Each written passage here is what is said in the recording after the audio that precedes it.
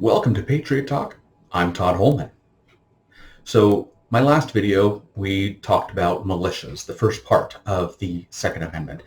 Today, we're going to be talking about the second part of the Second Amendment, which is the right to bear arms. So real quick, let's go ahead and recap what the Second Amendment states.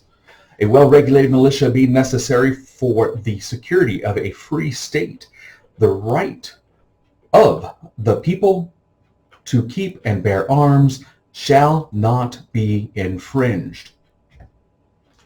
So why is it that our founding fathers found it so necessary to make that the second article of the Bill of Rights?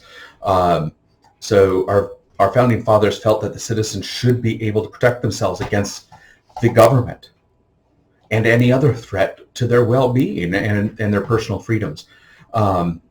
So the Second Amendment grants the citizens that right, giving them the ability to defend themselves and their property. And why is that they felt that was, well, the King of England knew something was up in the colonies. He knew that, he needed to be able to control his colonists, his subjects, in a better fashion. And to do that, he felt that it necessary to disarm the people and disband any militias. On April 18th, 1775, British troops left Boston, headed for the towns of Lexington and Concord. The British government, they wanted to seize the lawfully owned firearms of the colonists, because by seizing any firearms, it would also be disarming the militias, which would make it easier for the crown to control the colonists. Well, it was a little too late, because the very next day, on April 19th, 1775, was the official start of the American Revolution. If it wasn't for our private citizens and militias being able to bear arms and have them, then we wouldn't be who we are today.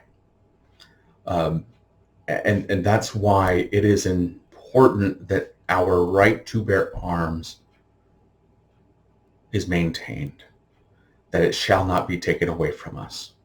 It is our constitutional right as Americans to have arms to protect ourselves,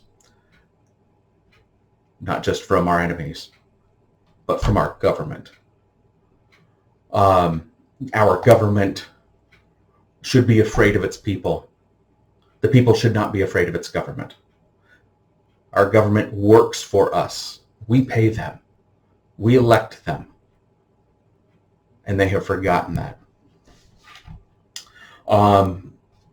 And as far as, firearms go, so in 2017, our population in the U.S. was roughly 326,474,000 and change. And there was an estimated 393,347 registered firearms in the U.S. at that time. This estimate is based off of registered firearms.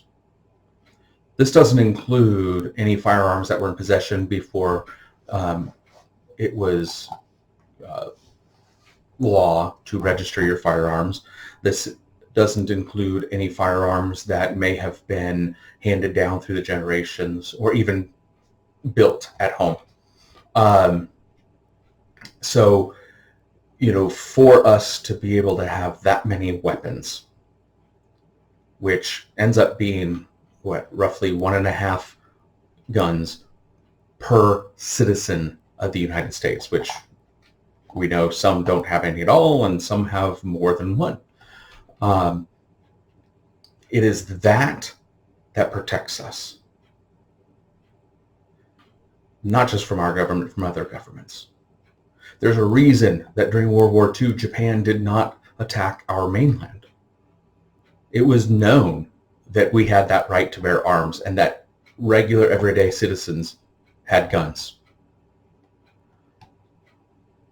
Yes, they attacked our soil, but they did not actually attack our main land as a full force attack. So, you take our rights and our guns away, and we just open ourselves up to more foreign attack and also domestic attack. So you keep that in mind. The Second Amendment is just as important as the First and the Third and the Fourth.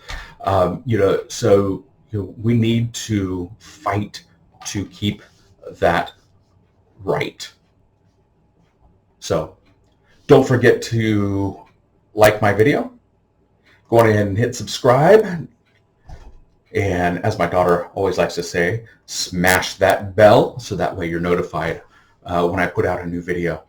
So I would like to thank you for taking a few minutes just to listen briefly on the second part of the Second Amendment.